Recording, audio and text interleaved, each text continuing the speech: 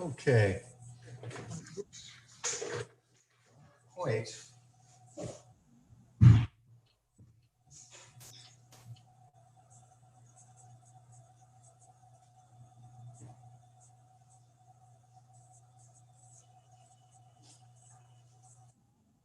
All right. Oh my goodness. Will it never end? Okay, okay, okay. Hi guys. Hi. Good to see you. Hi Kayla. How you doing? Love the headphones. Those are cute. Olivia, it's Fania. Good to see you again. Since what? Yesterday was it? Yeah. Okay. That seems so long ago. These 14 and 18-hour days and nights are hard on a man my age. But that's the only way I get anything done these days. It seems like I just have more and more and more on my plate, and I fall farther and farther behind. Well, welcome back, guys. First of all, can you hear me okay? I haven't been using Zoom for a while very much, except briefly yesterday. Cool, good. I'm kind of out of the loop on it. We shouldn't take me long to get back to it, though. I hope you guys had a good break. Yeah. Vivian, I know you were traveling. Who else went anywhere? Anybody?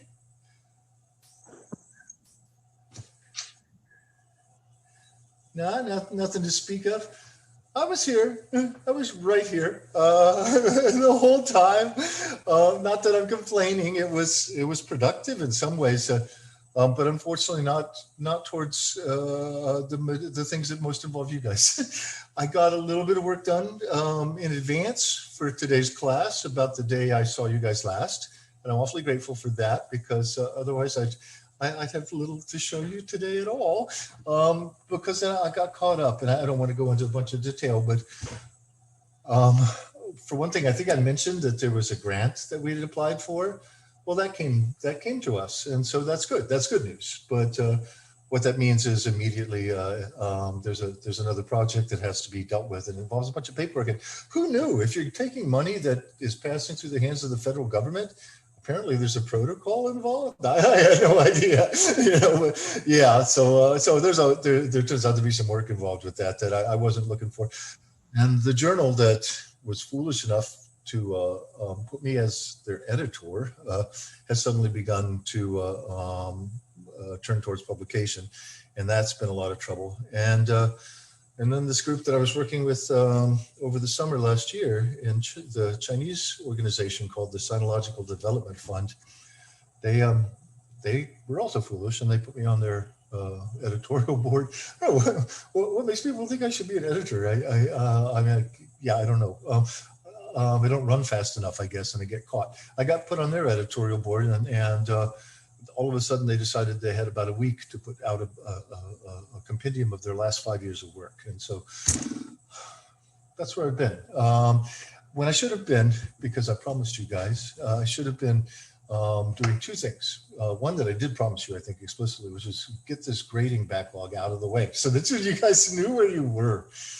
That's still a work in progress. And I cannot appreciate enough whatever patience you can still exhibit in that regard. Trust me, if you can, when I say it, it'll pay off.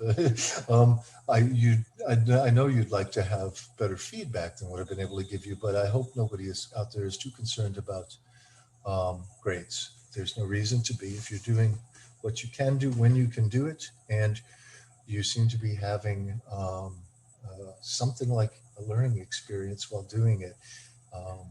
That should be good enough for for probably what anybody wants out of this class. Um, thing is, individual results may vary, as they say, but we can work it all out. And the longer that I delay in giving you guys a full report, the more leverage you have against me. Let's just leave it at that. Okay? Does that make any sense? I'm real sorry that it's I can't present it more professionally to you guys right now, but it's a little too late in life for this leopard to change his spots, I guess. I'll keep trying. I also wanted to revamp what I had started with you guys so that things would be nice and shiny and cool and neat when you got here. And I've only had begun that process when all of the floodgates opened on the other material.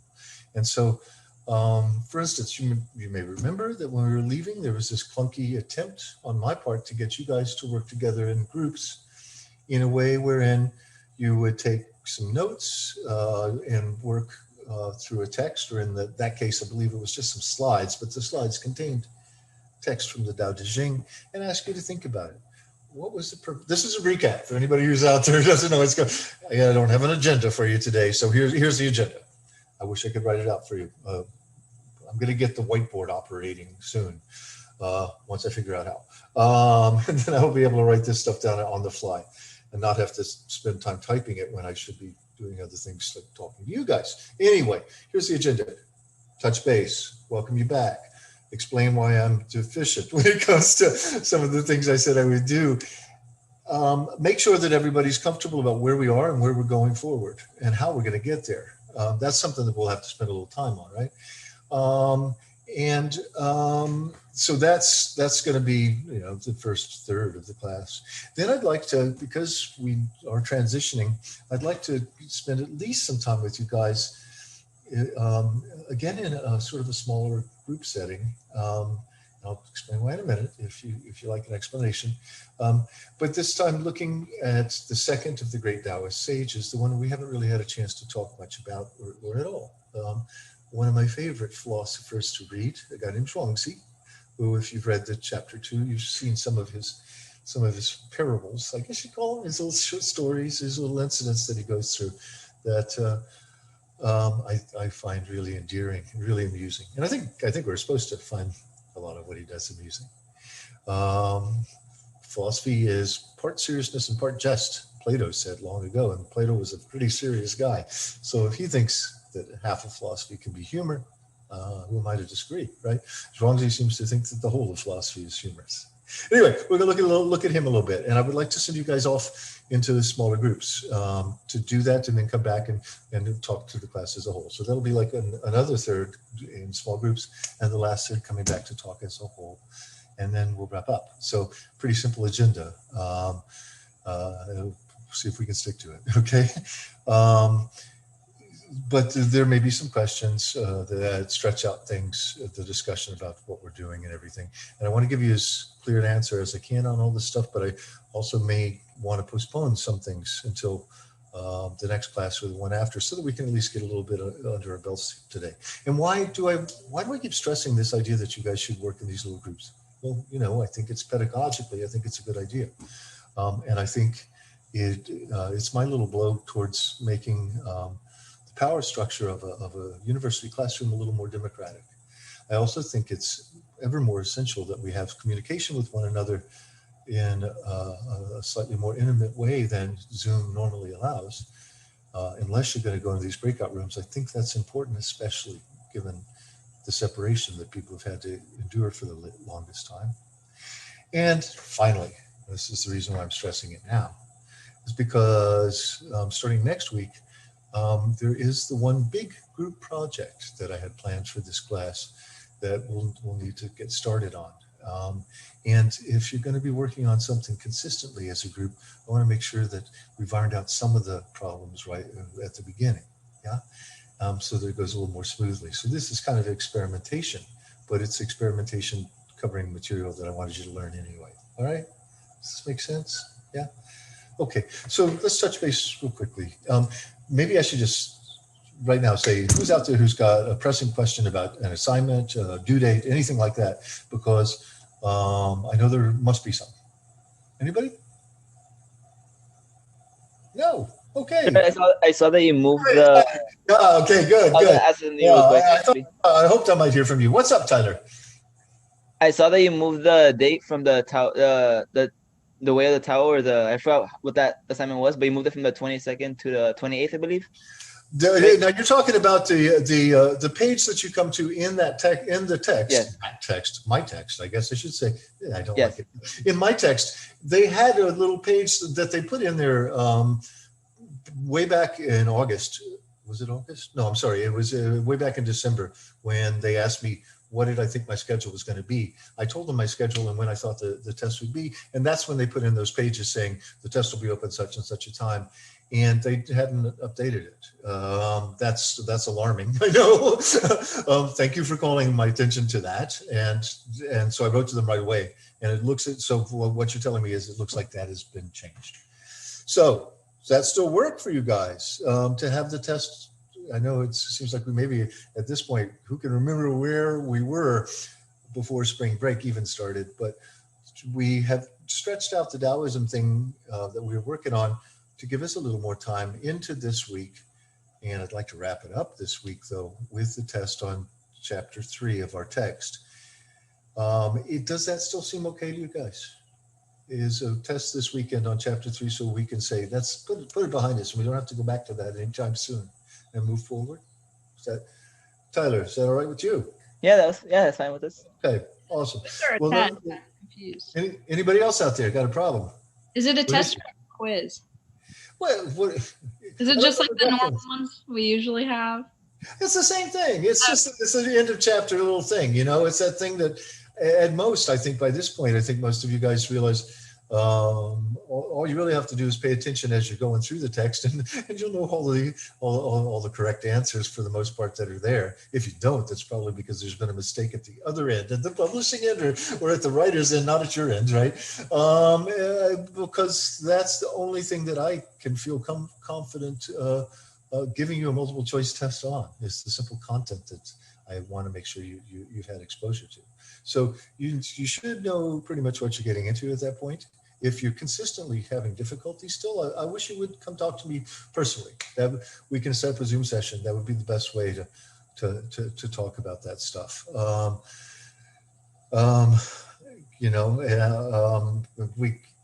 don't want to go into, I was going to talk about, Estefania put forth an interesting idea of alternatives to that, but I'm afraid at this point in the semester, maybe if we don't have to go that way, I don't know, what do you think, Estefania? It might be best to stick with the program because everything else keeps changing thanks to a large degree to me and my whims.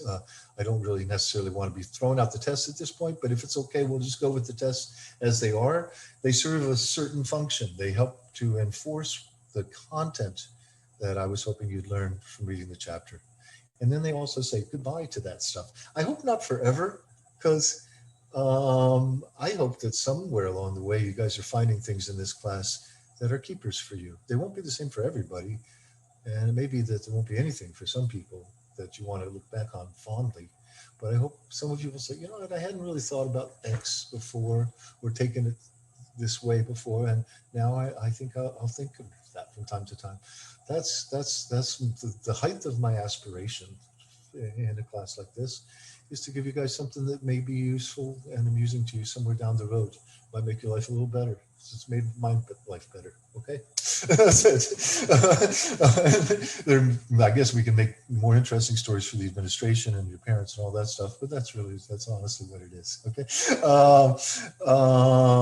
so that there'll be that. Then, if you are going to have trouble and you know it in advance, let me know, and we'll work something out in advance. If you have trouble on the site, on the spot, when it's happening, let me know and we'll work something out after the fact. But hopefully there won't be too much trouble there. It's not that big a deal, right?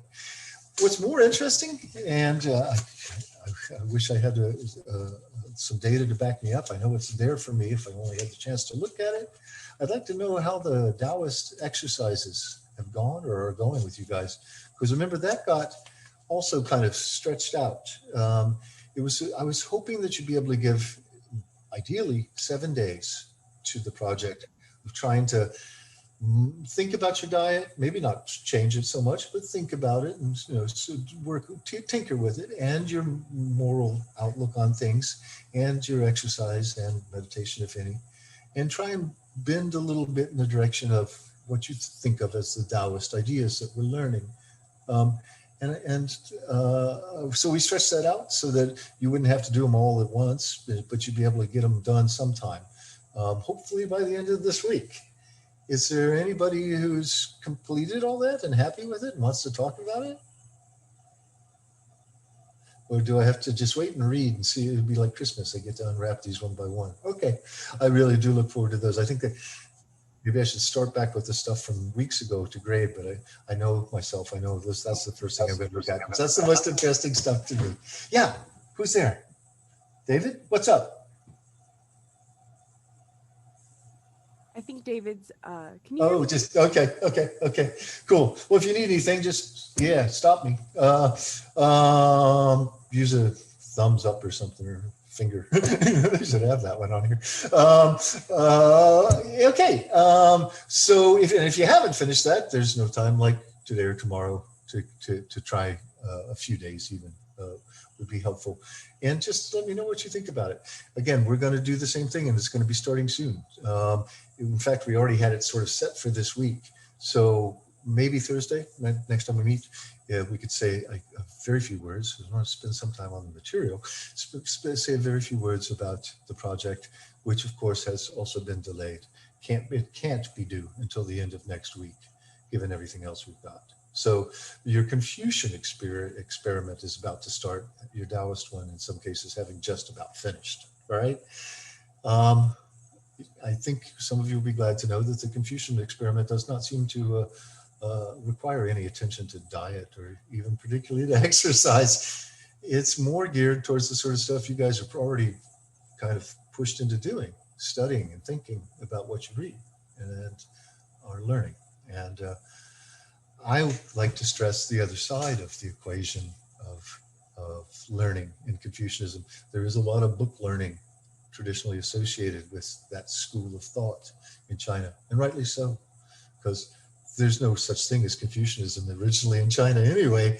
It's called Ru, or now we call it Ruism, and Ru just means scholarly study. So it's the philosophy of people who study. Okay, it's studier's philosophy, or student and teacher philosophy. All right, it's just, of course, that's going to appeal to a person like myself somewhat. There is a lot of attention paid to certain key texts that they think give you a lot of information that can be really useful, both in how to live your life individually and how to fit into society as a whole, and what goals you should pursue and how you should pursue them. So it's a real good life philosophy. It works on a lot of levels, and it's very, scholarly oriented. But scholarship doesn't just mean taking multiple choice tests and such. To traditional Confucianism, scholarship can take the form of playing a musical instrument, or practicing singing, or things like that, or the most traditional of all for Confucians, I guess, drawing or painting. And you don't have to be good at it to do it. You just have to do it and hopefully enjoy it to get some benefits from it. So that's part of what the experiment will entail, is finding some latent talent, if you have it, or something you've put away. You say, I haven't played my clarinet in 15 years, something like that. Get it out of the closet and get you doing that again. I hope that'll be fun too. And if we have time, we'll still do one on Buddhism too. But Buddhism's starting to look like it's going to get the short end of the stick this semester. Anyway, better hurry up. I'm thinking about all the things that we're going to leave out. We'll be transitioning over the course of this week, awkwardly, from Taoism to Confucianism, with all of the Taoist stuff officially that hasn't been done already due by the end of the week, right? By Sunday night, 11:59. So far, it's okay with everybody? Yeah?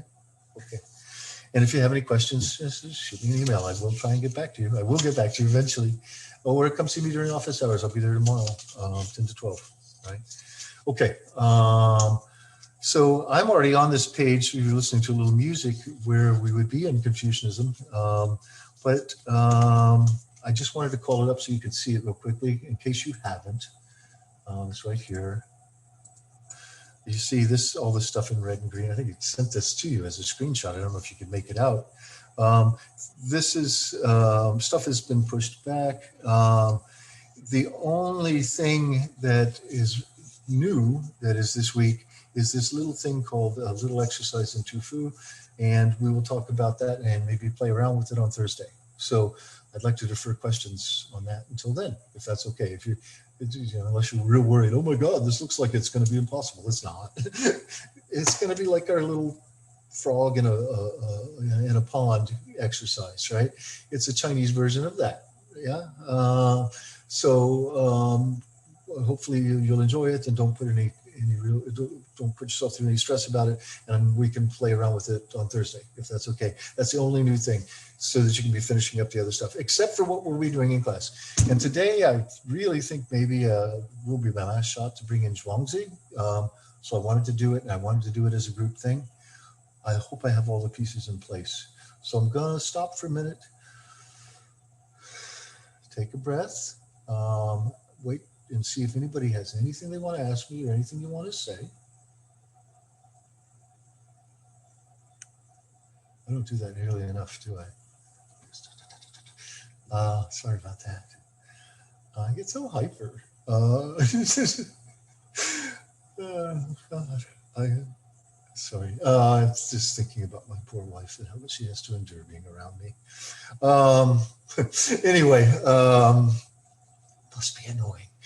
All right. That said, let's take a look at some Zhaungzi. How many of you guys say, I've already been through the book on Zhaungzi and I don't need to look at him anymore? Anybody? No. Okay. Maybe the name isn't even, the way I'm pronouncing it may be kind of hard for you to tell what I'm even talking about. Join the club. My Chinese pronunciation is atrocious. I think I said that many a time. This was a guy that I used to know of as Zhaungzi. And these days I'm trying to pronounce his name in what I think is something like the Americanized version of the Chinese original, which is Zhuang, Z-I, Zhuangzi. But I listened to people recently who do speak the language, and this doesn't really sound that close. The Z is more like a J, and the I, the that I say is more like a and it's just so it's a name. It's a weird name. It may basically it's another one of those ones that is both a name and a title, kind of like Lao Tzu, right? That's the same Tzu.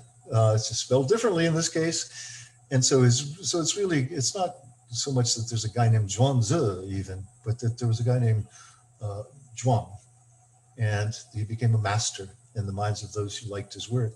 So they called him Master Zhuang or Zhuangzi, and that's how he's come down to us. And his book has come down to us with his name, as if the book and he were the same thing, which of course they're not. And in fact, it's probably extremely unlikely that he wrote the entirety of the book that is ascribed to him.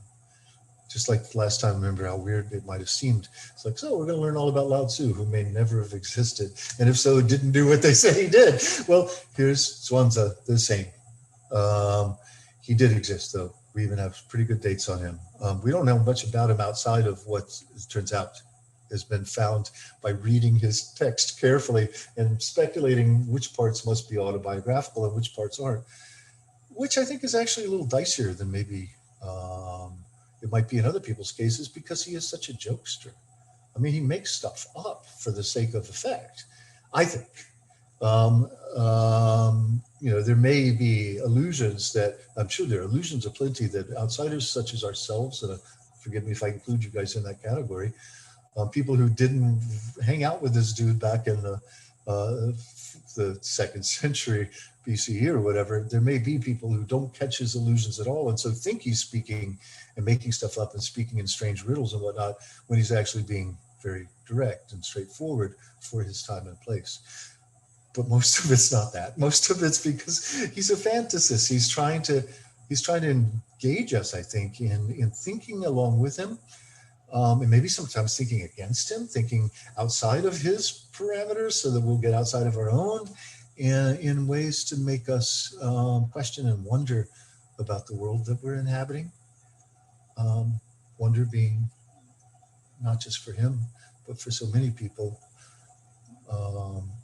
including Plato and Socrates, supposedly the key element in the philosophic approach to life is to wonder about something, not to know something, but to wonder about it. I wonder, oh, this is interesting. Huh?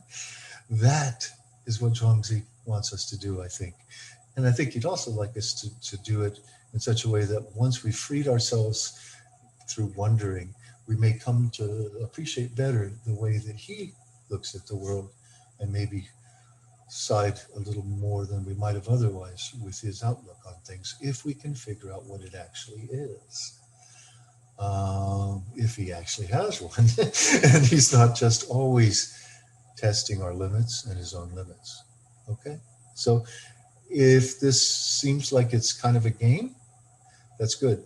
If it seems like it's serious and a game, that's good. But if it just seems like serious and not fun and not a game at all, I think we're doing him a disservice, actually. We need to be willing to give some free play to our imagination with this guy and with his ideas, and try and interpret it in ways that make sense to us, but they may not be the same for each of us. And I think we'll see enough in what we see in Zhaungzi even today to know that he would be okay with that. He's not one of those, doesn't strike me at all, at least. He's one of those guys who's like, there's only one right way to do it. My way and everybody else's way is wrong. He's like, who knows what the right way is? Could it be this? Could it be that? I don't know. It could be. Well, let's wonder about that. Yeah. So I'd like you guys to do a little of that. Maybe I could throw some of his stuff up first and get started on it a little bit, then break you guys into groups.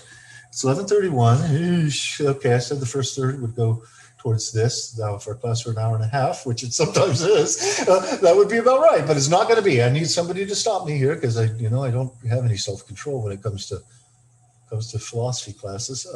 At least I need somebody to stop me when we're about 2 minutes away from the end at the latest, so that I can stop whatever we're doing and say goodbye to everybody and let you guys get out on time. I'd like to see that happen at least once in a semester. Okay, so somebody stop me. If I don't, I'll try and use a timer myself. I will be breaking you guys into groups real quickly, and let me get ready to do that. But the first thing I want to do is I want to try and put out the slides that I'm going to share with you guys, put them up on the screen so we can look at a couple of the things from Zhaungzi together before you go in and start playing around with them on your own. But once again, I've asked that you guys look at a particular sections based on what group you're in, and you can be whatever group you're in. Look at a particular set of slides in this case, and think about what they might mean, and get ready to come back and share whatever it is you figured out when you can work in a smaller group and therefore be more, I guess, proactive as an individual and collectively, and then come back and share it with the rest of us, and we'll wrap up. Okay. Well, before we do that, I thought about it, since we haven't even had a chance to really look at his work collectively at all, I thought, let me throw the slides up to begin with, if that's okay. Yeah. Yeah. It's also a chance to try Google Slides, which seem to be so much cooler than PowerPoint slides. I realized it's like, well, how cool could a slide be? Yeah, it's cooler. And I get excited by the new improvements in the PDF system. So I don't know. Okay, let me see if I can find these. I had them a minute ago. Are you here? Yes, it's gonna. I'm gonna want to share it, so I'm gonna copy the link, and there. Once that's done, I will get ready to put that link where it needs to go in the chat. Let me see if the chat, anybody's in the chat. No. Okay, well, I'll do that, but I'm not going to go ahead and send it yet because I want to look at these with you guys real quickly. So let me see if I can stop sharing what I'm sharing and try a new share. Oh, I wonder if this is going to work. This will be my very first time because I haven't had an opportunity to practice on anybody to do a presentation with Google Slides. So let's see what happens.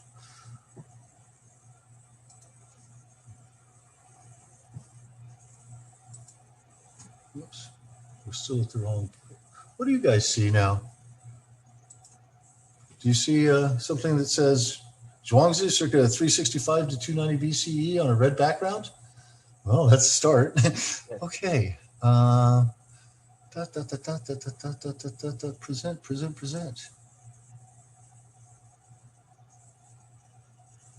Present. There it is. It's under view, strangely. Okay. Now that should fill your whole screen, does it? Cool. And I can still see you guys this time. So this is a little better than what was happening with my PowerPoints, at least. Give me 5 years. And if this technology is still around, I'll finally have it down. Of course, I doubt that the technology will be the same 5 years from now, or I'll be here in 5 years. Who knows? Okay. Let's start with chapter 1 of this book. Quickly. You guys can see me too still, right? Yeah. Let me grab a copy of the book.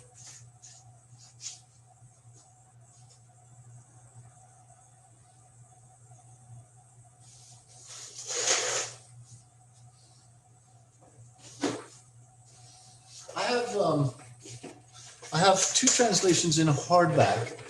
Yeah, I think you may know by now my strategy for surviving in a world where I'm interested in Chinese philosophy and things like that, but I don't speak any of the Chinese, is to find different translations and kind of triangulate between them, hoping that thereby I get some sense of what's going on. I don't know what else to recommend to those of us like myself who aren't going to master these languages. Those of you who are, good, keep it up. The rest of us need you because we can't read them without somebody translating them, right? And then we have to do what we can to make sense, both of the translator's version. So here's one. You can see it's not a small little volume. Of course, there are notes in here and also a lot of glossaries because this book was very popular for the longest time, still is in China, and anywhere where Chinese influence was felt. That's why Basho, the Japanese man, used to carry this book with him whenever he went on his travels. He didn't carry much else, but he took this with him wherever he went because he thought it meant that much, right? Or maybe it was this one because this is another one. But these are supposedly the complete work of Zhuangzi. There's another edition that I have online. If anybody would like to look at it, I can send you that. But this one is by a guy named Brooks Zipperin, and this one is by 2 guys, Shen Huxman and Yang Gurang. Don't know anything about them. And as is often the case in reading 2 different translations of an ancient Chinese source, I find that it's sometimes hard to tell that I'm reading the same passage in 2 different translations. So there's a lot of room to move, right? These ideas are not just playful, but the way they're expressed is such that there's a lot of give and take, a play in that sense between one interpretation and another. And so it's been the case even for people who speak Chinese since the time that these texts were first put forward, to comment upon them and say, I think they're trying to say this, and this is how you should read it. And others and this with the same backing saying, I think it should be the other way around. So most books will include some comments like that too, and that's why it got fat like this, because it's got these other people's comments. I've kind of started with one text, but I moved back and forth with the slides we have. So if you want more precision, let me know and I'll work it out and I'll let you know which ones are which, okay? But for now, if you haven't seen anything really of Zhuangzi on display, let's start with the very first page of the very first part of the book, the part that most people say, Zhuangzi was a real guy. He wasn't like Lao Tzu, a mystery, but he was a real guy, though a mysterious guy. And we're pretty sure that he wrote at least the first handful of chapters in the book that says he wrote it all. Of course, I don't think he could have written the last part, because in the last part, he describes his own death after the fact. It just doesn't make sense. It's the same way that Moses is described by himself as being dead in one of the 5 books Moses supposedly wrote in the Bible. It's like, that's interesting. I don't know how that happens. Anyway, but the first stuff, that's Zhuangzi. Almost everyone agrees with that. And unfortunately, the very beginning is, to me, the weirdest of all of it. I think I said the same about the Dao De Jing. It seems like it starts with this mind-numbingly confusing stuff. the Tao is that which cannot be named, you know, the path that can be trodden is not the true path, and all of that stuff. And then it slowly begins to seep in that it might make some sense. Zhaungzi starts with a little animal story, and well, do you want to see where it goes? Yeah. I'm going to keep an eye on time if I can. I need to stop so I can get you into groups. I've got 11:40. I want to stop in 10 minutes to get you into groups, okay? At the most. Okay. So this is, gotta go here. This is how the book begins. And this is Zhuangzi's voice. I'll just read it. In the northern darkness, there's a fish, and his name is Kun. Kun. That actually means earth, right? Kun is the second of the 8 trigrams of the that go to make up the I Ching's hexagrams, right? I don't know whether that's coincidental or not. You know, so he's a fish, and he's named Earth. All right. Earth is so huge. I don't know how many thousand li. Li is, I think, like a measurement somewhat like a mile. He measures. He changes, and he becomes a bird whose name is Peng. Okay. The back of Peng measures, oh, I don't know how many thousand li across, and when he rises up and flies off, his wings are like clouds all over the sky. When the sea begins to move, this bird sets off for the southern darkness, which is the lake of heaven. Now there's a text suddenly introduced, and he's quoting from it, but I don't know that this text actually ever existed before he just made it up. Okay, it's called the Universal Harmony. The Universal Harmony records various wonders. And it says, when the Ping journeys to the southern darkness, the waters are roiled for 3,000 li. He beats the whirlwind and rises 90,000 li. Wow, that's going to be very high. That's going to be like into the asteroid belt, setting off on a 6-month gale. Wavering heat, bits of dust, living things blown about by the wind. The sky looks very blue. Is that its real color? Or is it because it's so far away and has no end? When the bird looks down, all he sees is blue too. Is there more, or is that it? There's a little more. Okay, all right. If water is not, now it looks like he's now speaking maybe a little more human to human. I don't know what that stuff was. Maybe he was the bird. Maybe he was hanging with the fish. I don't know. But if the water is not piled up deep enough, it won't have the strength to bear up a big boat.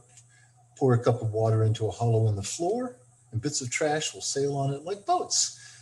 But set a cup there, and it will stick fast, for the water is too shallow and the boat too large. If wind is not piled up deep enough, it won't have the strength to bear up great wings, like Peng, right? Or Kun, whichever one you care to know him as. Therefore, when the Peng rises 90,000 li, he must have the wind under him like that. Only then can he mount on the back of the wind, shoulder the blue sky, and then nothing can hinder him or block him. Only then can he set his eyes on the south. One more piece. How do you guys say this word? We've talked about it before, and I still don't remember. Cicada? Cicada? What is? Yeah, cicada. What's the first one? Cicada. Okay. Cicada. Cicada. Thank you. The cicada. It's funny. No wonder Basho is always talking about cicadas. If he likes the Zhuangzi book, here it is, right in chapter 1, right? Plus, cicadas have that wonderful quality that anybody like the Basho is going to appreciate of being very, very temporary and letting you know, right? Because by the time you usually find a cicada other than just hearing it, is it chit or cicada? Cicada. It's usually just its husk that you find, right?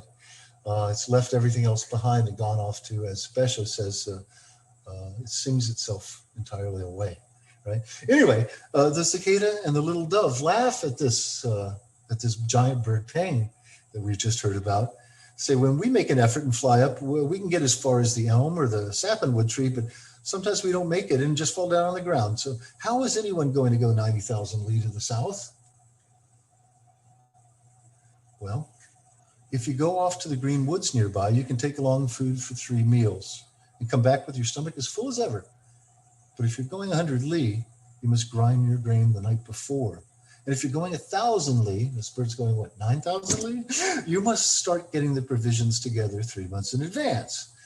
Is this like Scoutmaster giving us advice for a camping trip now, I guess? What do these two creatures understand? Meaning the little dove and the little cicada, the ones who, they have a very limited imagination, right? They know their world, but they don't know anything about the big world that the bird that can fly 90,000 leaves, if he has enough wind underneath him, knows. So what do these two creatures understand? Little understanding cannot come up to great understanding. The short-lived cannot come up to the long-lived. And how do I know this is so? The morning mushroom knows nothing of twilight and dawn. The summer cicada knows nothing of spring and autumn. They are short-lived. You'd think now we'd be able to rest. At least we've gotten to a point, right? Like sort of. There's a bird that's a fish, or a fish that's a bird, and it's very big if it wants to be, and it's going to fly a long way if it wants to, and it's going to be very blue when it does it, and it needs a lot of room to do it. It can't be confined into a little space or a little time, or it won't be free to do the great thing it wants to do, which is fly and be free, right? And though the smaller birds and the insects don't understand it, the big bird probably knows what it's about, even if it can't explain it or it doesn't bother. Okay, so you think we'd be done there, because now we know. Don't let the things that only live for a day judge the things that live for a long time. Don't let the things that are very small talk about the things that are very big, as if they know. I guess it would go both ways. I don't know. And you think we'd be done, but unfortunately, no, as long as you don't know what to expect, I guess. There's a little more. He says, south of Chu, there's a caterpillar that counts 500 years as one spring and 500 years as one autumn. Which would make it, what, a 2,000 year for a caterpillar. Long, long ago, there was a great rose of Sharon that counted 8,000 years as one spring and 8,000 years as one autumn. They are long-lived.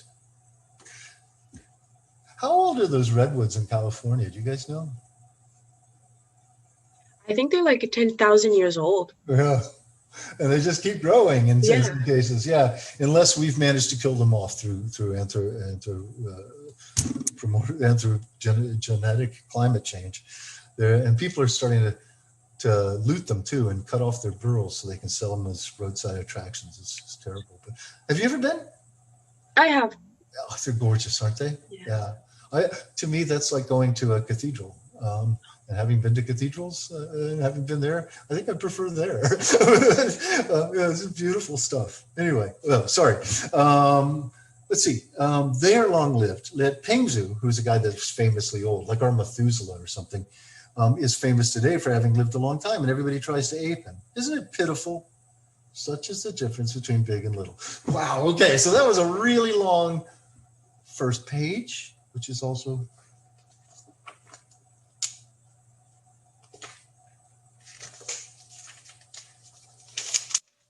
here, almost the entirety of chapter 1. That's it. We're done. Okay, what did we learn? I had no clue. And I think that might not be unintentional. Not just because Zhaungzi likes to play with simple-minded people like myself who don't have the imagination you may have, but because I think he's trying to start up right up front saying, there's some weird stuff out there that you don't always think about or maybe ever think about, because you're so focused on the stuff that you do habitually deal with, that you are kind of caught in a rut in how you think and how you behave, maybe. And so you don't really know what it's like to be able to stretch your wings out and really fly.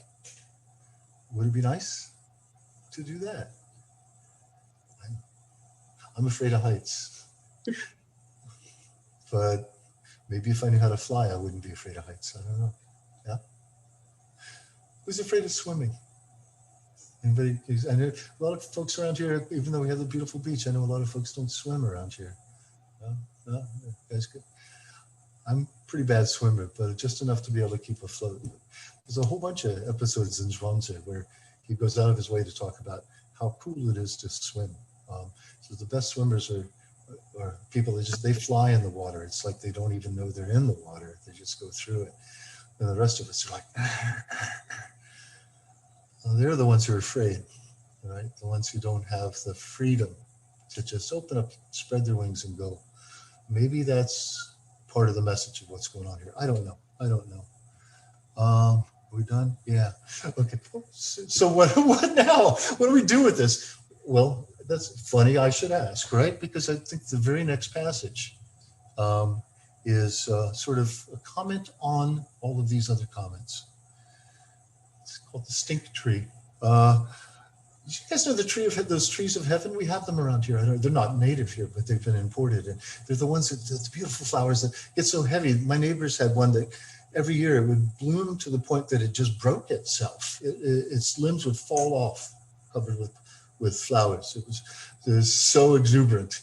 It was so Taoist, right? So doing what it wants to do freely and naturally. And not paying all that much attention to the rules, I guess. So here we have Sweezy, who may be Wheezy. There's another guy named Wheezy in this. And Wheezy was another guy who was a real guy. He was a logician, actually. This Chinese school of names was a logical philosophical group, and Wheezy was their most famous spokesperson. And he actually is a close buds with this weird guy, Zhaungzi. Who knew? So Sweezy said to Zhaungzi, I have a big tree called a shu, or a stink tree. Its trunk is too gnarled and bumpy to apply a measuring line to. Its branch is too bent and twisty to match up to a compass or a square. You could stand it by the road and no carpenter would look at it twice. Your words, Zhaungzi, too. They're big and they're useless. And so everyone alike spurns them. Oh! Zhaungzi responds, maybe you've never seen a wildcat or a weasel. It crouches down and hides, watching for something to come along. It leaps and it races east and west, not hesitating to go high or low until it falls into a trap and dies in the net. Then again, there's the yak, right? The big mountain creature, big as a cloud covering the sky. It certainly knows how to be big, though it doesn't know how to catch rats. Now, you have this big tree, and you're distressed because it's useless. Well, why don't you plant it in, say, Not Even Anywhere Village, or the field of Broadband Boundless? Well, relax, do nothing by its side, or lie down for a free and easy sleep under it. Axes will never shorten its life. Nothing can ever harm it. If there's no use for it, how can it come to grief or pain? That's it. Okay.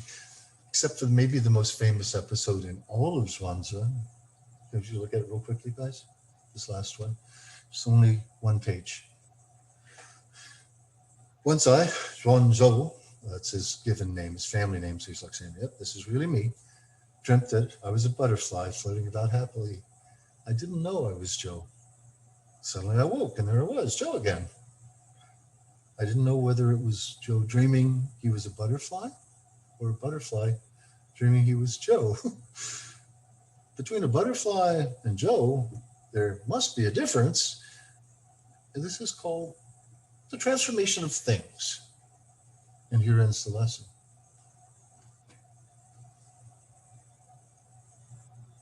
Anyone?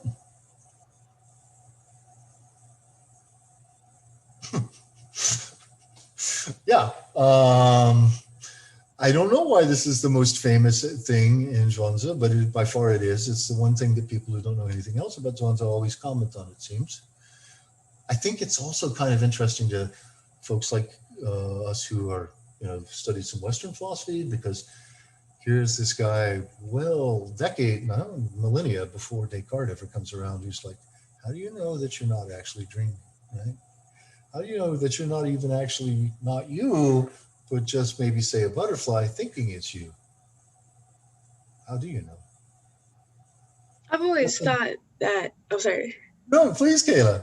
I've always thought that if you're able to stop and you're able to think am I real? Is this reality? Then it is reality, because you are able to question it. Like when you're dreaming, you're not able to question things, weird things will happen and you're like, yeah, that's normal. But when people lucid dream, because they're able to discern reality. I want to agree and disagree, if I may. I know that's not good policy logically, I like the idea that if you're thinking or wondering or questioning, was it questioning that you were just saying in particular? Yeah, question. That means that you must, in some ways, not be dreaming, because the fact that you're questioning is, could I say this about it? It proves that that though you may be confused about a lot of stuff, at least you know one thing: you're confused and you're asking questions, right? And so that's real. So that's not a dream.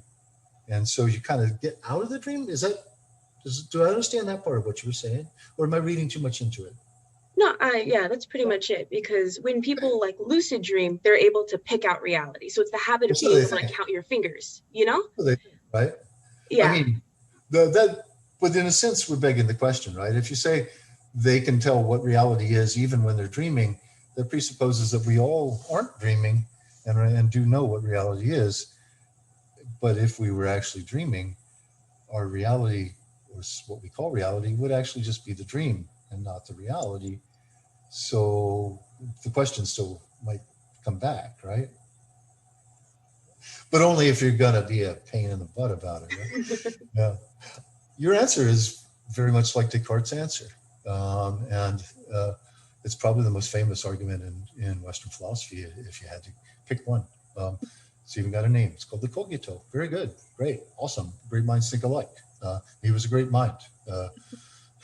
I forgive him for having introduced X and Y and Z coordinates to my geometry class as a kid. He didn't know it was going to cause me such trouble, but he was a brilliant man. He did a lot of neat stuff. And his thinking was that, look, if you're asking questions, that at least establishes your essence, not your essence, rather, but establish your existence in some way as a thing that's confused. And so even if it's a dreaming thing, you're not dreaming that you're dreaming, you may be dreaming about X, Y, and Z, but if you think you're dreaming, you're thinking. And if you're thinking, you're being. And if you're being, well, at least you got that. So you can't say that it's all a dream, including the dreamer, right? Does that make, yeah? Okay. Yeah. However, yeah, I don't know. At the same time, it does seem to me that the question can come back, because if we say we know what it's like to dream, and we know what it's like for there to be reality, enough to be able to say, and sure, sometimes people can be confused, but there must be a way out of it. I think we're still going to fall, some of us on one side, some of us on the other, of the same issue. Those of us who say, you can't say that we already know that there's dream and there's reality unless you've established that there is a reality that we aren't dreaming it. And if it's just the case that everything that we've always thought was reality was just another kind of dream, maybe a clearer kind of a dream, but still a dream, or a shared dream, if that's possible, and I guess it's possible, then we haven't gotten out of the dream, at least with any certainty. And somebody could come back on the other side, I think, and say, it doesn't matter then, because if nothing is ever going to get us out of the dream, then there's no such thing as a dream. Call it what you will. It's reality because it's what we've got. And so the question will go on and on. But I think that's a very good way of, it's very sane and an intelligent way to try and respond to what may be a really weird challenge. But I don't know at the end of the day that Zhaungzi is all that interested in whether he's right or he's wrong about whether he's dreaming or not, as much as I think he's excited by the prospect that he might not know. And that is maybe where he and Descartes, and maybe Kayla, where he and you might be in slightly different positions, because I think he'd be just as happy to find out that he was a butterfly and everything else he'd been doing was a dream. And I don't know if that would be, it may be something you'd be comfortable with. I'm not sure how I'd feel about it either. When things are going well, I would want to not think that it was all in my imagination. When things are going poorly, I would like to think that, no, it's just a dream.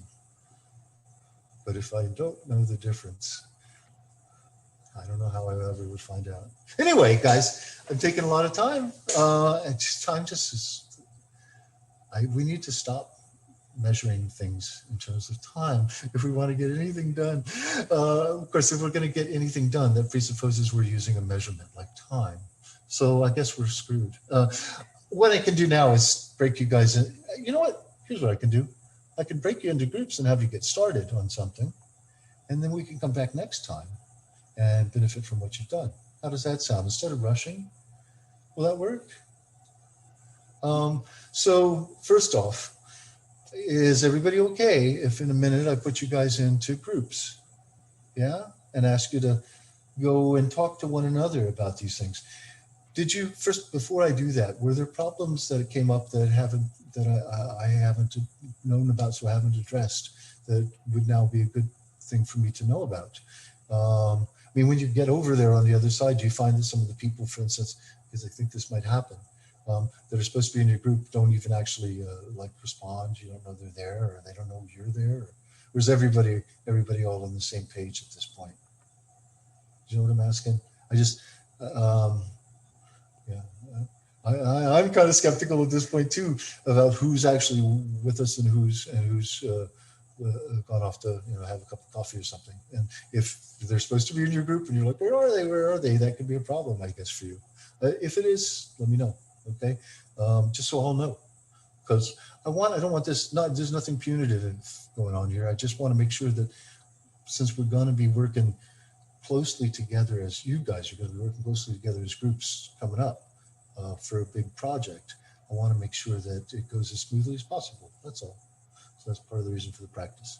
Also, don't you tired of the little bit of help I can give on understanding Zhaungzi? Don't you think you could do just as well on your own? I think you could, and I'd like to hear what you have to say. All right. So I want to do that. And I want to give you guys some slides. I want to show you my new, very simplified version of note keeping too. Because that last thing was clunky and weird. And why do you need notes? Well, maybe you don't, but I need you to have them if I can get you to have them. Because it lets me see that somebody's there is doing something. Yeah, because I can watch what you're typing as you're typing. Though it may not ever matter in a class like the one we're in one of my other classes, it's already proving its use as a way of generating kind of group study notes for what we're doing. It's like, well, I thought this about this, and I thought this about this. Well, now we've got it. We can put it all together. And at the end of the class, the last time we did this, I just put it all together and sent it out to everybody and said, yeah, this is what we produced. Do with it what you will. If I wanted, I think I could say, this is your study guide. Be prepared, and you'll know exactly everything that everybody else in the class had to say about the topic under discussion. We don't run this class that way, right? And we don't really have an aim of getting to such a position, as far as I can tell. Maybe you do individually, but as collectively, we don't.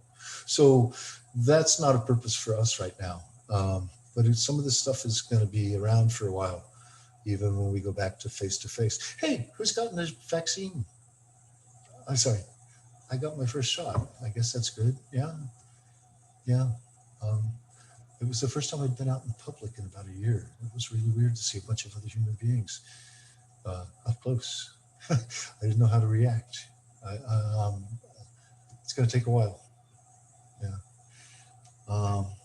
Anyway, so let's work into that. Let's work into small groups of people. Virtually gathering together may make us better suited as we enter this wider world.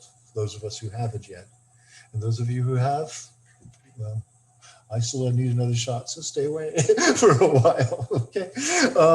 All right, so let me show you what I've got going on. Let me get the groups together.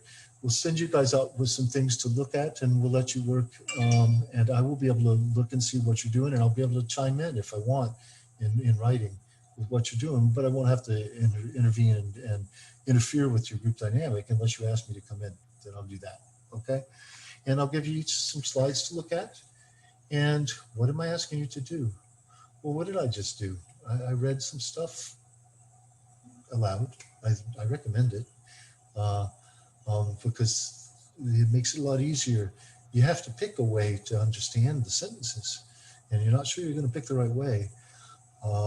So you might want to try it a couple of different ways. So you might have different people read the same sentences in some cases.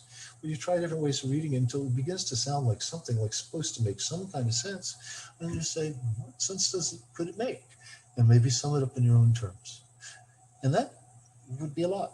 For a guy like Zhaungzi to understand what he's saying is no mean feat, right? It's not easy because he doesn't want it to be easy, because if it was easy, and it's a game, it would be boring, right? If it's a game, that's all the more reason for it to not be a simple and boring game, but to be a kind of an interesting and challenging and maybe sometimes surprising and unsettling game. So we should expect that we're not going to have an easy time understanding. I don't even like that word. Understanding it as if there's one way to understand something that somebody says. When is that ever the case? In your experience, guys? Do words just have one meaning, usually? It's frustrating. I know my wife gets irritated to no end when I say what you've just agreed to, Kayla. Thank you. She's like, we both know what these words mean. Oh, how do I know what you know? Okay, here he goes again. Yeah, but I don't say this just because I want to be provocative and because I get paid to be a philosophy guy. It seems legitimately the case to me. I don't always know what other people mean by what they say. I'm not sure that they always know, because I know that I don't always know what I mean. I think I sometimes say some things I don't mean, maybe say more in some cases than I wanted to. The Freudians out there will understand that. And in other cases, maybe I try very hard to say something that makes sense, I think, to me, and it comes out as nonsense to everybody else. But maybe that nonsense that I didn't mean will be helpful to some other person who's got nonsense of their own they're trying to make sense of. So words, at least words like Zhaungzi uses words, they may be gnarled and bumpy and useless looking, and they may in fact be pretty useless if your interest is to just find out what their truth value is, right? I mean, you think of the words as the tree, right? The tree is not useful for lumber. So how are you going to sell its parts? But it's a wonderful place to take a nap under, says Zhaungzi. And it's, as a result, the tree itself is going to last a long, long time, because nobody's going to cut it up for parts, because nobody knows how to use those parts, except people who maybe get to know the tree well enough that they wouldn't ever want to cut it up in the first place. They just know it's there to take shade from and not there to make money off of, right? I guess that would follow. So we're going to try and get to know this useless language of this guy in the class time we have left. And I don't know whether you're going to find it easy or hard, but I'd like you to try and put whatever ideas you think are being put there in your own words and jot them down so that you can share them if and when we get back together today. And if not, we'll share them after a brief session of recapping on Thursday. This time is running out again. Yeah, we've got 8 minutes. Time to get you guys in there and let you assign some slides to you guys, and then break up. And I'll bring you back and let you go. Okay, guys? Is that okay? I really wish I could stretch the time out here, like pain, but I can't do that. I don't have those abilities. Got to study a long time to get those skills, I guess. Okay, so everybody, I'm going to stop sharing. I'm going to get this off my screen. And, okay, I don't need any of that, I hope, right now. Here's some instructions. I'm going to go ahead and share some instructions with you. I hope they are correct. Anyone with the link can view this. That's what I want. Good. Copy. Okay, I'm putting something in the chat. Here they are. That's right. I already put in the chat the slides we were looking at. All right. That's the whole set of slides. There's like 30 of them.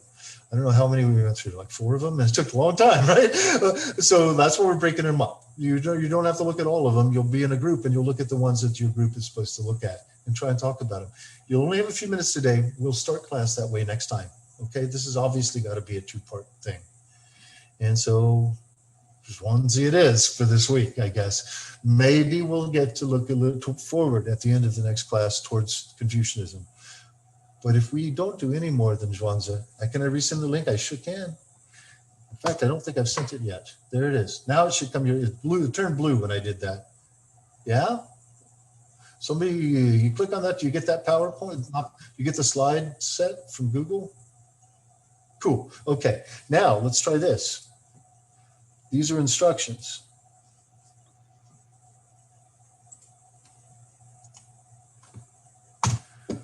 Now, do you get something that looks, let me share just for a moment, like this?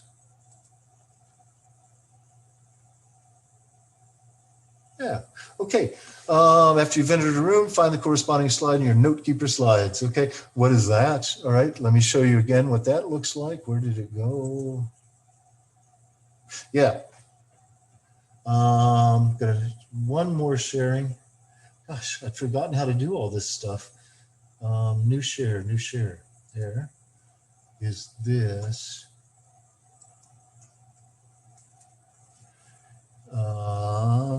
I'm going to want to share this with you too. So let me copy that and send it in also there. And what does it say? Instructions for your breakout room session today. Is that what you guys see on the big screen? Add your name in the appropriate box. Indicate your scribe's name. If you have one, that is, if somebody's going to take the notes for you, let me know they did that. I'd like to say thank you for that. Or if you're just doing them collectively, that's fine. When it says X, click here. There'll be an assigned set of slides for you there, right? It'll say, look at slides 3 and 6 or something. And that's for your group to work on, okay? Open the preview so you can see the slides on your screen, read through them. As you read, take notes. Make sure everybody in the room with you kind of gets a sense by the time you're done. You don't have to all agree about what these things, weird things you're reading mean, but have a sense for what each other is saying about what you think they mean so that you've come to some kind of group understanding about where you do and don't agree and do and don't understand what you think Zhaungzi's trying to tell us. Because he's trying to tell us something, I guess. Or is he just being useless? I don't know. Is he just trying to amuse us? If that's what he's doing, then at least we'll know if you can find a way to establish that. Figure it out among yourselves. And then when you're all done, which won't be today, I don't think, ask a question or two formulate a question or two that you could ask to get the conversation going for the group as a whole when you come back. And we'll see how this works. Okay? Do we have time to put you in groups? We have just time to put you in, enough for you to acknowledge each other, and then to come back. Should we do that? Or should I wait and just start the whole process of getting you into groups next time so we don't have to put you back into the same groups on Thursday? What do you guys suggest? What's less confusing for you? I say we wait, says Ernesto. Waiting, says Olivia. That's 2 votes for waiting. Waiting it is. Okay. But so you guys have what you need, but I hope you won't. Well, you know what? You could, if you wanted to. There's absolutely no reason now. I was talking about how it would be nice if we'd be free of time limitations. I'm not using this as a sneaky way to start giving you guys homework. But look, you guys, well, you don't know what group you're in yet, but you do have the material I'm going to ask you to look at. You have some idea of what you're supposed to do with that material. You're supposed to try and put it into your own words, what you think is being said or talked about. And you're supposed to try and formulate a question. If you did know what group you're supposed to be in, you'd have everything you need to do this asynchronously, and you wouldn't need to do it synchronously. But I think the synchronous stuff is kind of cool, and I would rather get to be here when you guys are working. Is that okay? So you know what to do. I'm not telling you can't read ahead, okay? You may not have time because some of you are going to be studying for your test, right? Your test opens Friday, closes Sunday night. Still good on that? Yeah. And if you haven't finished your Taoist exercises, try and get them done this week and turn it in the form of some kind of diary so that I can see what's what. And I think then it's 12:13. Yeah, I can talk for a minute more and still you can leave early. But I have nothing more to say, except I'm glad you guys are back. Sorry that it took a while to get the engine running again today, but I hope we're up and running. This will be our introduction and our farewell to one of the most delightful philosophers you'll ever encounter. It says me, in my humble opinion, Zhaungzi. And then we will be looking at the truly, really remarkably interesting philosophy of Ruism or Confucianism for a couple of weeks thereafter. And you guys will be working in a group to design a garden together based on what you take to be the philosophical principles underlying a Confucian worldview. So that's why we're working in groups now, to get you used to that. And so you can know who you want to work with. Okay? That's everything from me. You guys good to go? I hope this wasn't, I don't know, I always feel like the class is both too short and too long and full of stuff, and at other times doesn't have enough to merit your attention. I hope it was okay. I'm glad to have you back. Wish I could see you more often, and take care. And I'll be in office hours tomorrow, and otherwise I'll see you guys on Thursday, and we're out on time. Bye-bye. I'll be here if you want to talk to me, though. I'm chewing right now. I'd actually like to speak to you about something. What's that, Kayla? I'd like to speak to you about something. Oh, yes, of course. Do you want to wait, do it in private, and let everybody else go? Yes, please. Yeah. Okay. But who's hanging on there? Did anybody need to talk to me? Sergio? Jonathan? Mariana? Oh, yeah, they're all going. Joanna? Oh, it's okay. Sorry. Okay. Yeah, see, this is what I worry sometimes that the same thing might happen when you guys are trying to contact somebody in a group, that people, your name is on there, but you step away. I've done the same thing in meetings. Sometimes you have no choice, but so there isn't really a sharp dividing line between present and not present, even in the synchronous setting like this, and nor should there be. I mean, the university does not want there to be that line. I've been told not to make anything out of it, not to make everything available to everybody, whether they're synchronous or asynchronous, regardless of what I may set the class as. So that's what I'm trying to do, but I don't know what that means. So I don't know what it means for you guys, and that's the only part that really bothers me. Jonathan, are you there? Or Jonathan might be asleep. okay, you know what? I'm going to go ahead. I think I've never done this before, but I think I can get him to step out just so you and I can speak in private. Because I wouldn't want him to suddenly pop up just as you're saying something you don't want everybody else to know. Yeah, I hope this doesn't do. Oh, I didn't for all I know, I just sent a missile strike to his house or something. I hope not. Okay. Okay. Bye, Mariana. Okay, I think it's just the two of us. All right, what can I do for you? I just wanted to say I was doing the Taoist study thing, and I'm going to sound like a huge hippie. I do psychedelics.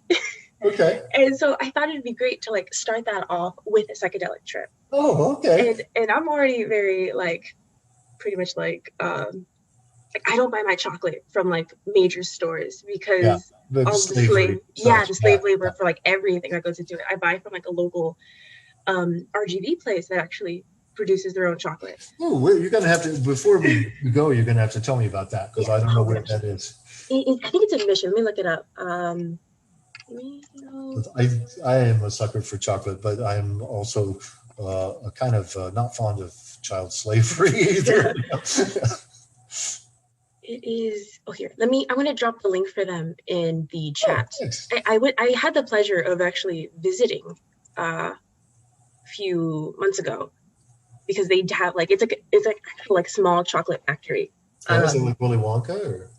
No, it's not. It's very small. It's amazing. They have actual. It's all pod to bar, that sort of process. Okay. And it's super cool. But that's awesome. That's great. I don't know. Well, I guess I know how I missed it. I haven't gotten out of the house in a year. I miss these things. Yeah, that's cool.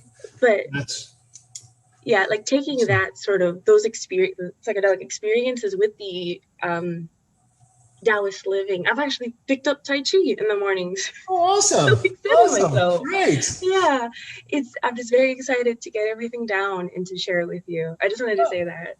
Oh, well, that's cool. This is going to be exciting. I certainly I even think as a professor, I'm probably supposed to tread very, very carefully when it comes to talking about this and that. But I should simply say that the Taoists themselves have a long practice, not just of things like Tai Chi, as you may know, but also of what they call internal alchemy, which to many Taoists means something sort of metaphorical, but to a lot of them, to a huge number of them, it was actually involved chemical application of things to try and generate pills to change your way of being and way of looking at the world, and hopefully free the inner embryo, right? Yeah. I can't say as it doesn't make sense to me. What you're talking about, it sounds about right. I just be careful, and I think that's wonderful. Yeah, that's cool. That's cool. I'll stick with chocolate myself for right now. That's cool. Is there anything you wanted to talk about in particular? No, just that I just wanted to share that with you because I'm gonna add it into my Cool. That's diary awesome. listings. Yeah. That's great. I'll make a point of not. I have almost no filter, but I'll make a point of not just blurting things out in public now that you've told me. So thank you very much. And if you see me about to forget that, you let me know. You can talk about it. You can talk about it. Like, it's totally fine. I just want to make sure it's okay with you before. Oh, yeah.